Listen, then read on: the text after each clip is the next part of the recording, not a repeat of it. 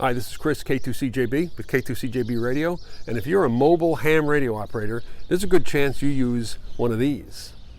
This is a stud mount, and unfortunately, these mounts can fail. Stay tuned.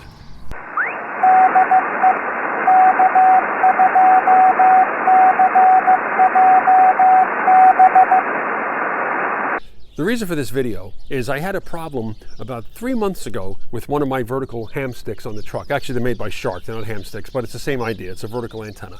One for 20 and one for 40 meters. The 40 meter antenna some time ago all of a sudden exhibited a problem where it seemed like the antenna wasn't even there. I thought it was disconnected. I thought there was a problem with the antenna switch inside the truck. So I was troubleshooting everything. I actually ran a cable from the output of the radio right to the antenna mount. The problem was still there. Took everything apart and I looked inside the antenna mount itself, and the little shoulder washer, the little nylon shoulder spacer, had all sorts of debris and moisture on it. So, okay, that's the problem. I replaced that and that did clear the problem. Well, about a week ago, I had the same problem here in my 20 meter antenna. It was a rainy day here in eastern Pennsylvania. Because this time of year, that's what we get. And I heard an HB9 station. I'm like, well, Switzerland, this is pretty cool. I can work Switzerland from the truck. I called the guy, and when I let go of the mic, it was like the antenna was gone. So I checked the SWR. Sure enough, the SWR was high, but it was a rainy day. So I said, okay, well then this problem, I know what the problem is, it's with the mount. But then I started thinking, instead of just replacing the mount, there's gotta be a way to protect it in some way from the elements. So I was thinking about putting like some sort of a sleeve or something like that over the bottom of the antenna. And I did some research and I came across this. Our friends at Firestik make a mount that actually is one piece, and it has like an umbrella built in it. Down here, there's a rubber washer. And this thing is, I wouldn't say it's waterproof or weatherproof, but it certainly is resistant. So we're gonna install that today, and then we'll see how it holds up. Now you may be wondering, how does water get inside these things? I mean, if the antenna is screwed down tight, how does water get inside it? Well, this is not a weatherproof fitting here. You're not gonna wanna put any kind of sealant on that because you wanna remove the antenna when you go into a car wash. The second thing is that the stud mount is actually two pieces. So the water will drip through, get through the threads and get down inside and get moisture between basically the hot and the shield of your coax. The second thing is, and I put a little bit of water on here just so as a demonstration. If you're in the rain, look at there's like a ring of water between the flat washer and the plate. And that, what's holding that in there is the surface tension of the water, so you can't get rid of that easily. So in the rain, this is going to be a problem. So I'm hoping that with this, the way this is designed, with that sort of a covering on it and the rubber gasket on the bottom, we should eliminate this. Okay, the first thing we're going to do, so first here are all the pieces. Here's the main unit, and you can see it's all one piece, all sealed up. Here's the rubber gasket for the bottom with the nylon spacer, shoulder spacer. Here's the new plug, the new stud. And it comes with a large flat washer, and I have to see, the instructions really don't make it clear. I don't know if we need this or not. So the first thing we're going to do is remove the old antenna. That's actually not an old antenna. We're going to remove the ham stick, or the Shark. I shouldn't call it a ham stick, because that's not what it is. Next, we'll disconnect the cable.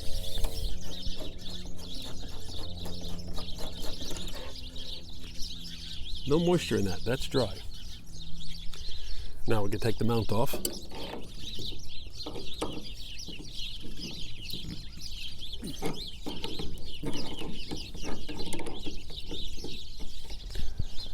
Now I want you to closely look. I don't know if I can see it on the camera, but if you look inside between the bolt and the outside of the stud mount, you can see a little bit of debris in there. I don't know if you can really make it out, but it's in there.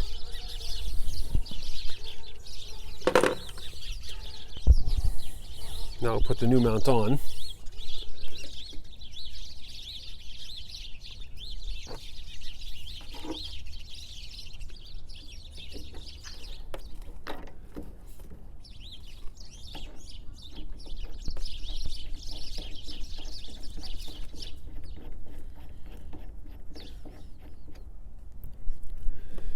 The way they tell us to do this is to hold this stationary and tighten up down there.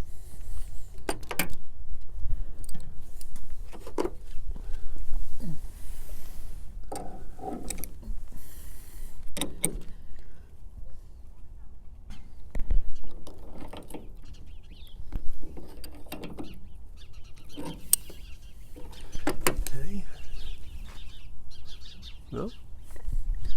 Looks like we're in the right spot. Doesn't look like it needed this washer, does it? Nope. Okay, now we'll put the antenna back on. Cable first.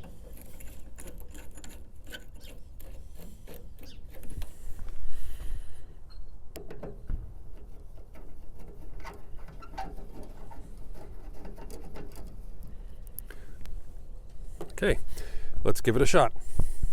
Well, we're in the truck. We don't have to start it because I've got this wired right to the battery. So let's take a look. Bring the radio up.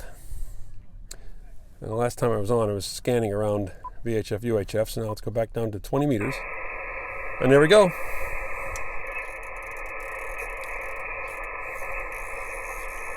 Things are working.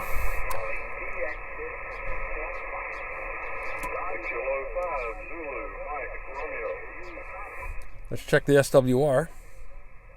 You see where it was before.